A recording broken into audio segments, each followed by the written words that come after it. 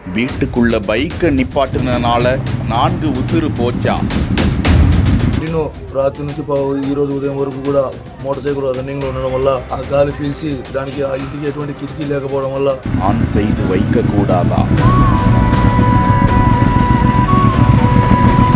ఇక్కడ హాల్ పెట్టినాను.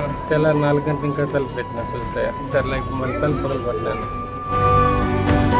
யமனாக பரவி உயிரை எடுத்த கார்பன் மோனாக்சைடு.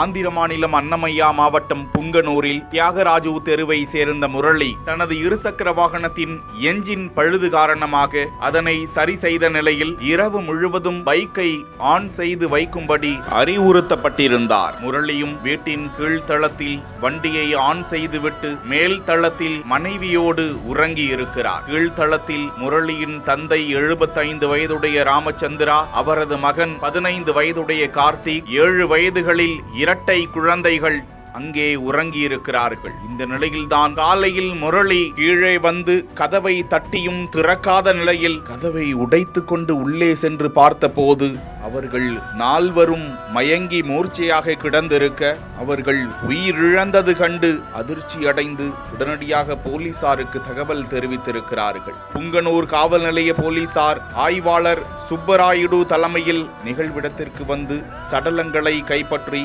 பிரேத பரிசோதனைக்காக அரசு மருத்துவமனைக்கு அனுப்பி வைத்து சம்பவம் குறித்து வழக்கு பதிவு செய்து விசாரித்து வருகிறார்கள். உடற்கூராய்வு முடிவுகளை பொறுத்தே மரணம் எப்படி நிகழ்ந்தது என்பது குறித்து முழு விவரங்கள் தெரியவரும் என தெரிவித்துள்ளனர்.